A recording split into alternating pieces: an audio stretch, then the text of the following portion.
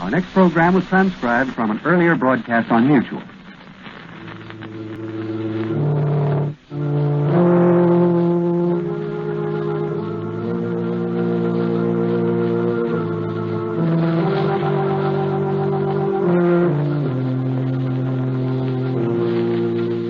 Who knows what evil lurks in the hearts of men? The shadow knows.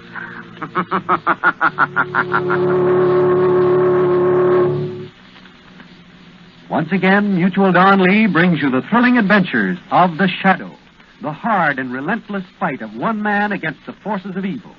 These dramatizations are designed to demonstrate forcibly to old and young alike that crime does not pay. You know, friends, there is no better buy than a United States government savings bond. Consider its advantages. It is the safest investment in the world. It will never be worth less than you pay for it, and it grows in value with each year, paying you back at maturity $4 for every $3 invested. Not only that, if an emergency arises, your bond is easy to redeem. You get back what you pay for it, plus any interest that is accrued. So here you have the prize investment in the world, the safest investment with the best return. Remember, you can buy U.S. savings bonds through the regular payroll savings plan at any bank or post office.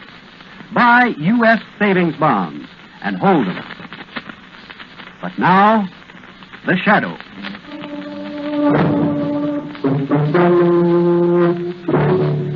The Shadow, who aids the forces of law and order, is in reality Lamont Cranston, wealthy young man about town. Years ago in the Orient, Cranston learned a strange and mysterious secret, the hypnotic power to cloud men's minds so they cannot see him. Cranston's friend and companion, the lovely Margot Lane, is the only person who knows to whom the voice of the invisible shadow belongs. Today's drama, The Bride Wore Black.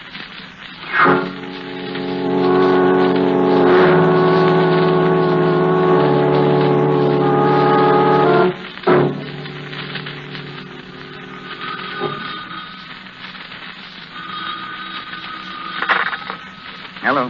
Mr. Lamont Cranston. Mr. Cranston speaking. Mr. Cranston, I have a long-distance call for you. Go ahead, please. Hello, Lamont. This is Phillips. You remember me? Phillips. Yes, of course. This is a surprise. Lamont, I'm at my family home. You've got to save me. I'm losing my mind. Wait a minute, old man. Calm down. What is it? I know about your work, Lamont. People you saved. There's something horrible happening here. You've got to get me out of here. Hurry before it's late. Where is your home, Phillips? Well, it's... Phillips, can you hear me? No. Not that again. Keep away from me. Phillips, answer me. Hello. I can't stand anymore. Keep away from me. Lamont, come quickly. Get me out of here.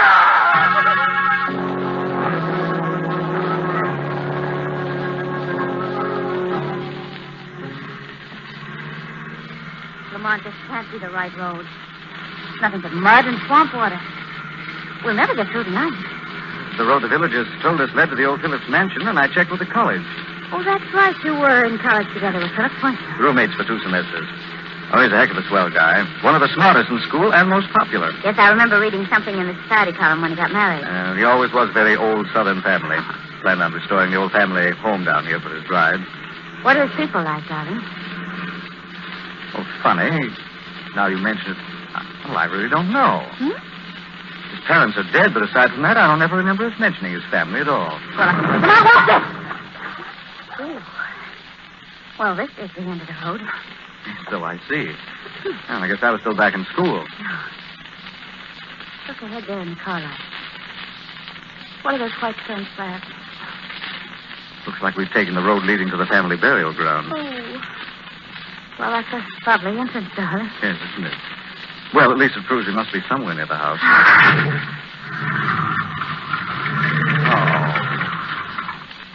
Oh, it's no use, darling. We're hopelessly stuck. You mean we have to wade through that stuff? There's no other way. Oh, wait, I'll turn off the car lights. You take the flashlight, Ray. I'll get the luggage. Okay. Hey, wait a minute. I'm sunk in mud nearly up to my knees. Well, hang on to me and let's get out of this hole. The house must be up ahead beyond this graveyard. I guess so.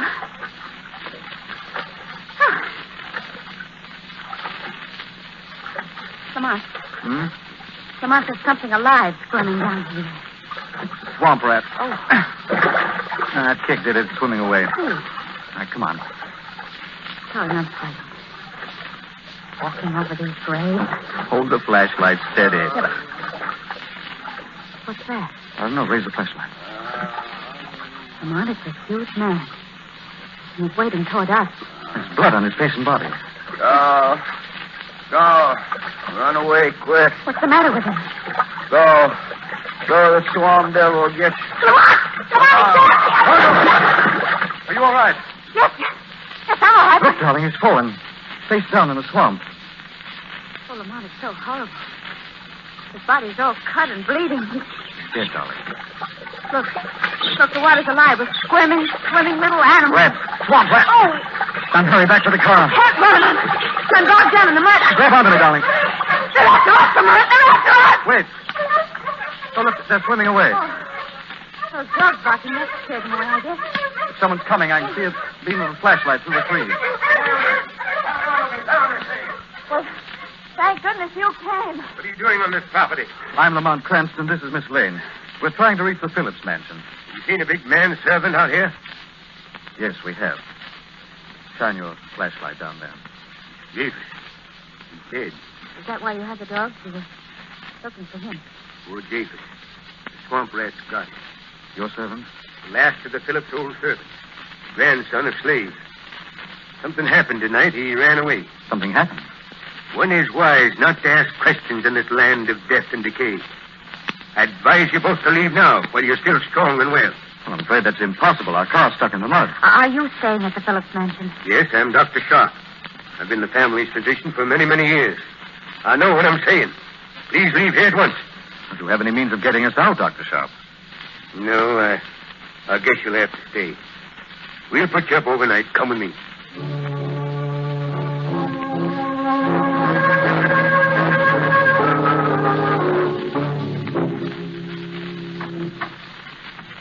Well, here we are. I'll show you upstairs to your room. Oh, it's a tremendous old place, isn't it? It must have been beautiful in its day. Nothing stays beautiful here, Miss Lane. The swamp land is messed. Here are your candles. Last night's storm put out the lighting system. Well, I'd like to see my friend Phillips before we retire for the night. I'm afraid that's impossible.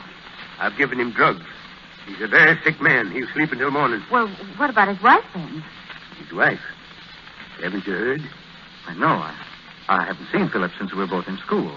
Young Phillips' bride died shortly after they arrived. Died? What happened to her? Nobody knows. Like every living thing here, she just wasted away.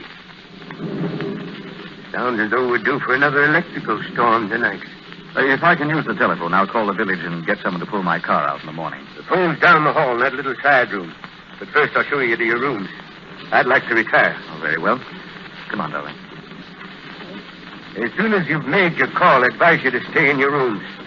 Things happen here tonight that it's better you don't see. Come, Dr. Sharp, you don't mean ghosts. I'm a scientific man, Mr. Cranston, and not easily taken in.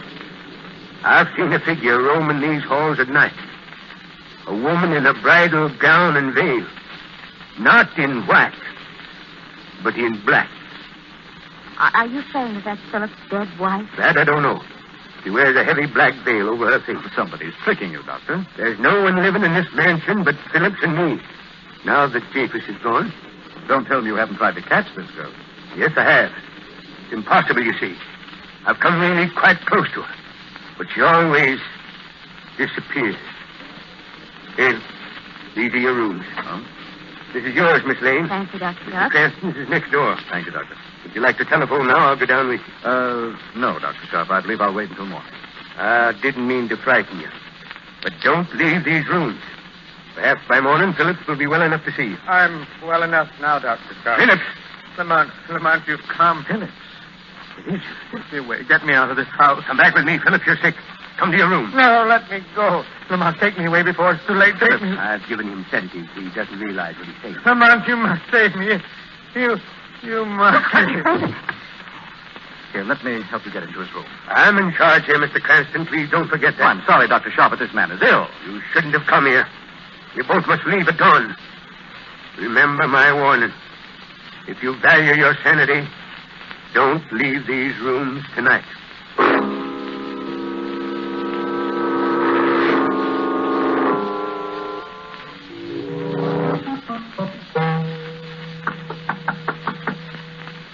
Margot. Lamont, darling, you asleep? Oh, no, darling. I haven't even tried. Come on. But where have you been? I've been frantic. I went to your room just a little while ago, and you were gone.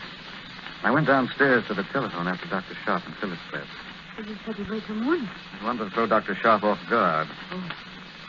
Found something interesting, Margot. I found the telephone, all right. Torn out from the wall. But you said Phillips called you. That's why the phone went dead. You know, there is something you've in this house. Yes. I thought I heard it before when you were downstairs. It's in the hall. Coming close. Come on, please don't open that door. Here, Margot, quick. But... It's dark in the hall. I can't see it. Oh! There, in the flash of lightning.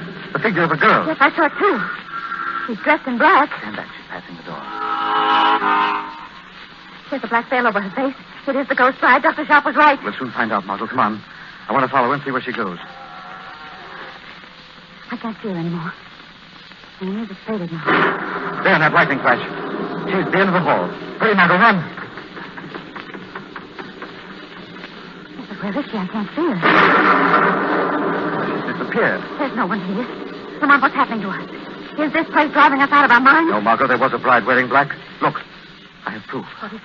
Something she dropped on the floor. Look here. Come on. It's a bride's bouquet. Yes. The bride's bouquet, Margot. Of decayed, dead flowers.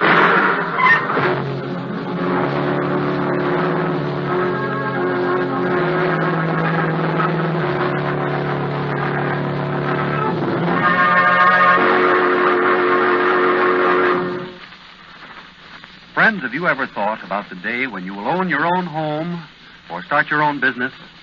Have you given thought to how best to provide a college education for your children? There's one easy answer. That's to buy U.S. savings bonds. These are the same bonds you bought during the war. The only difference is in their name. Instead of war bonds, the Treasury Department calls them U.S. savings bonds. They pay the same rate of interest. You receive $4 at maturity for every $3 invested today. And in case of emergency, U.S. savings bonds can be readily and easily redeemed. U.S. savings bonds, like war bonds, can be bought on the payroll savings plan or at any bank or post office. They are the same bonds you prize so much because of their high rate of return, their easy conversion to cash if needed, and their guaranteed safety. Yes, the best investment in the world today, the best investment for your own future is U.S. savings bonds. Buy them and hold them. And now, back to the shadow.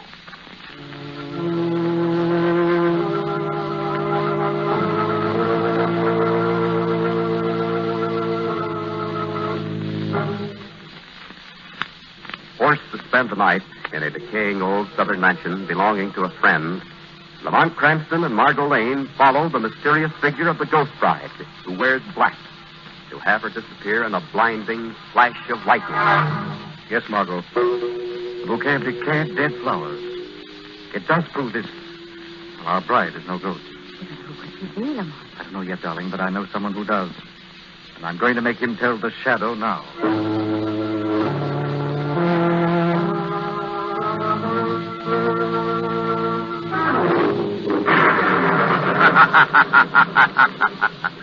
There is no sleep, no rest for you, Dr. Sharp, in this house filled with fear. Who's that? Who's in this room? Voice of the shadow speaks to you over the storm. Ghost? It can't be a ghost. No more a ghost than the bride who roams this house clothed in black. You've seen the bride? Who is she, Doctor? Who is this woman dressed in black? I don't know. I won't tell you. She's a ghost. Let her alone. Here is proof she is no ghost, Doctor. What's that? Something dropped onto the floor. A bridal bouquet, Dr. Sharp. It's hers. Young Philip's dead wife. You lie. No, it's the truth. She brought it here with her after the wedding. Kept it until she died. You attended her during her illness? I did all I could for her. I sat with her until the last breath, when the sun's last rays fell across her bed. In the new room she'd learned to love so well. sun's last rays. A new room she'd learn to love. What do you see? Thank you, Dr. Sharp. Now the shadow knows where to find the bride in black.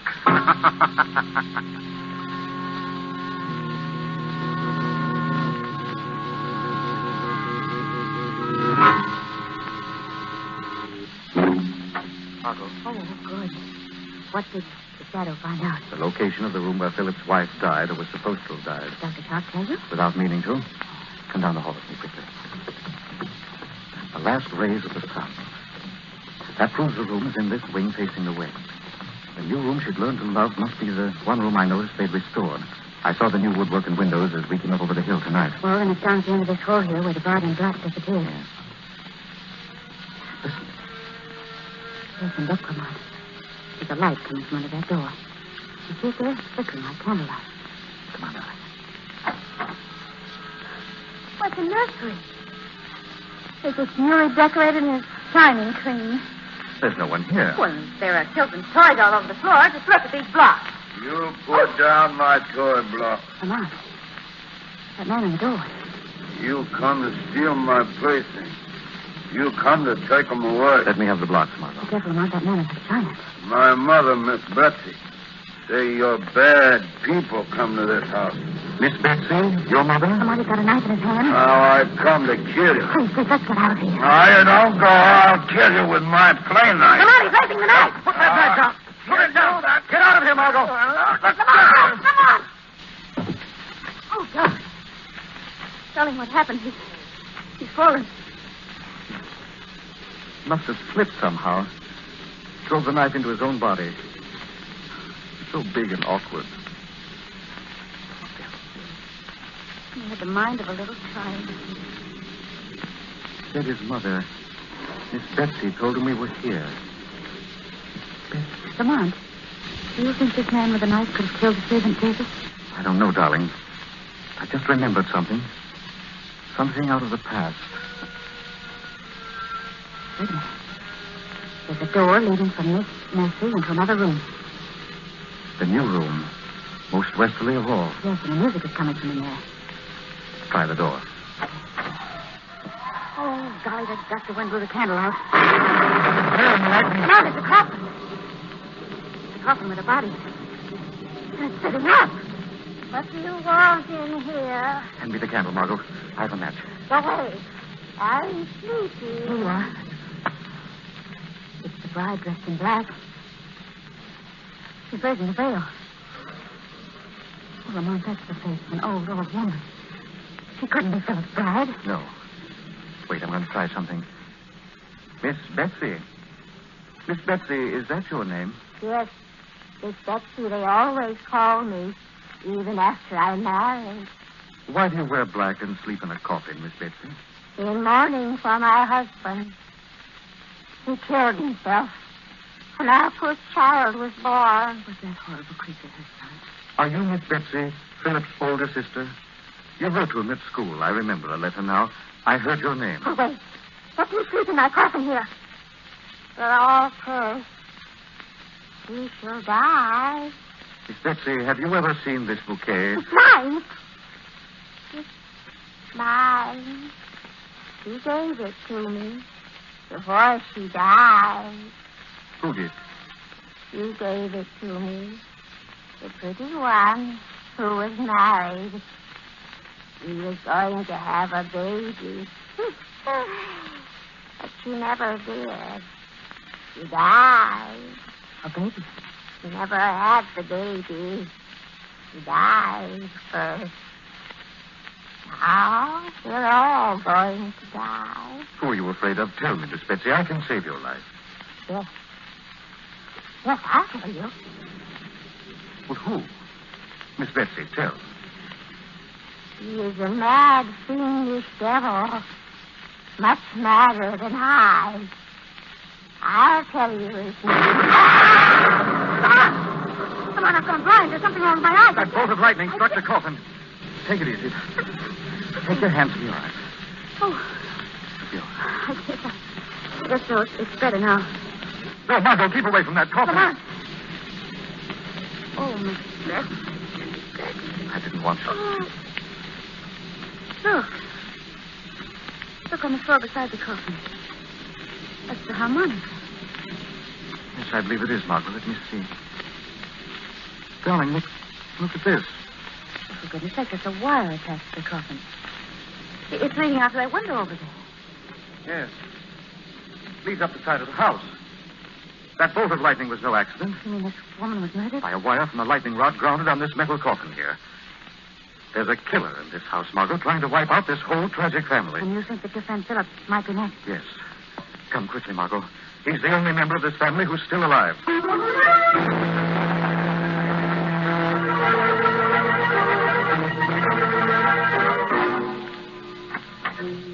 is his room, Margot. Well, Philip is still safe. He's asleep on the bed. Phillips. Phillips, wake up. It's Cranston. Phillips. I don't think he's sleeping, Lamont. He's been drugged. Phillips, can you hear me? Oh, Lamont, let him stay here. Don't just stand there wasting time. He'll sleep for hours, but come on. Dr. Sharp is the man.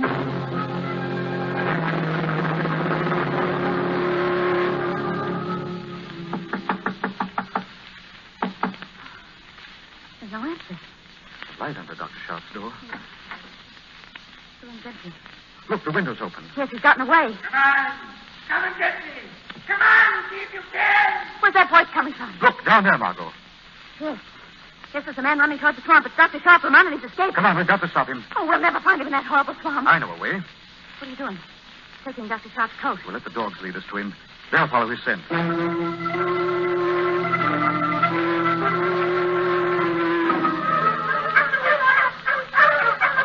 sorry, darling. I just can't walk any faster in this deep mud. You've got to come along, darling. I can't leave you here now.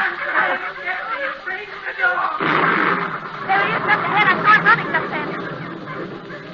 What's the matter with the dogs, Lamont? They're running around in circles. They seem to be puzzled. They've lost the scent. There he is. Across the clearing. Come on, Lamont, hurry. Wait, don't cross that muddy patch. Walk around. Lamont! Lamont, it's a quicksand. I'm sinking in. Too late, darling. Pulling me down, too. I fix you. Fix both of you. Lamont, where are you? I'm sinking. I kill you, too, as I kill that mad family in that house. I've one left to kill now. Margot. Margot, you all right? I can't breathe, Lamont. I'm going down. I can't breathe.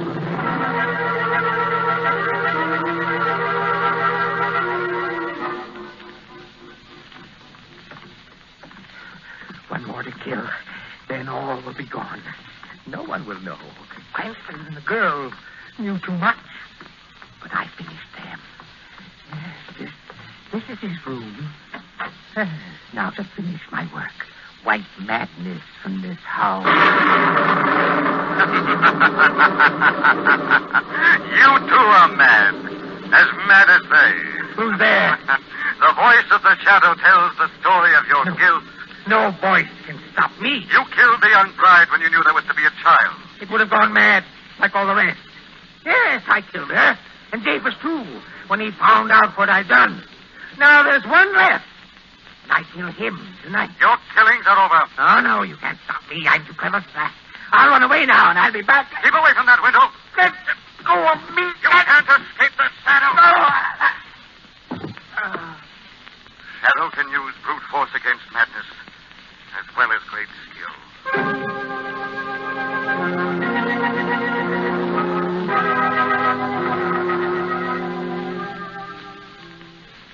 You all right now, darling? Yes, Lamont, I am, but I was pretty scared until you pulled me free of that quicksand. And why did you let me think you were caught, too? I wanted our killer to think so. To surprise him as the shadow just now. Oh, you got it. Where is he? Just a moment. Is he all right now, Dr. Sharp? Dr. Sharp? Yes, Mr. Cranston, I gave him a hypodermic to make him sleep until the police get here. But, Lamont, that's your friend Philip lying there. Right, Margot. He was our insane killer. But I thought Dr. Sharp was... I mean... I don't blame you, Miss Lane. I'm afraid I did behave pretty strangely tonight.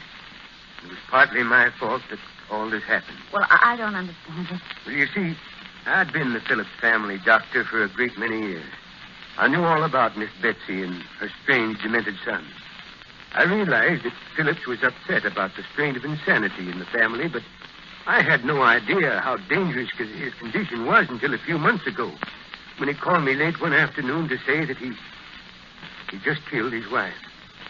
She wasn't quite dead when I reached her, but I couldn't save her. Oh. Phillips made me swear that I would never reveal the murder. I don't know why I promised. Perhaps it was because the family had always been so close to my heart. But I did. I helped him bury his wife in the family graveyard. I was afraid to return to my regular practice after that, so I just lived on here and tried to protect them all from the rest of the world.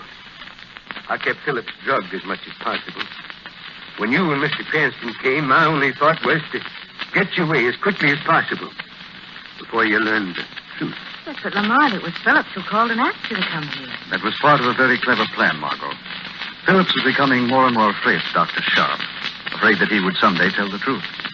So he decided to kill the rest of his family and plant the evidence to make it look as though Dr. Sharp was the murderer. That's why he called me, so that I would come here and be a witness to condemn Dr. Sharp. Then you mean that whole telephone call was staged? Right. That gave me my first clue, incidentally. When I tried to call into the village last night, I found the telephone pulled out from the wall. With the others of the family living just in the upper rooms, no one could have done it but Phillips or you, Dr. Sharp. You'd offered just before that to let me use the phone. Yes, Mr. Cranston. I'm afraid Phillips was far madder than any of the people that he tried to save from madness. He was the maddest of all his pitiful, tragic, lost family.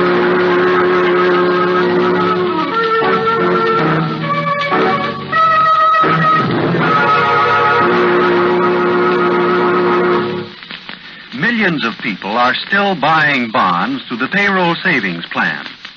The payroll savings plan is being continued by your government at the request of both labor and management. Here is the easy way to save, to provide that substantial nest egg for the future, and to make money at the same time. For U.S. savings bonds, pay $4 at maturity 10 years from now for every $3 invested today. Enroll on the payroll savings plan and start saving so that you can own your own home or provide a college education for your children or have the means to go into business someday. And if you don't work in a plant where the payroll savings plan is in effect, make it a weekly habit to visit your bank or post office. You can always buy U.S. savings bonds at either place. Buy them and hold them for your own future. And now, the shadow again.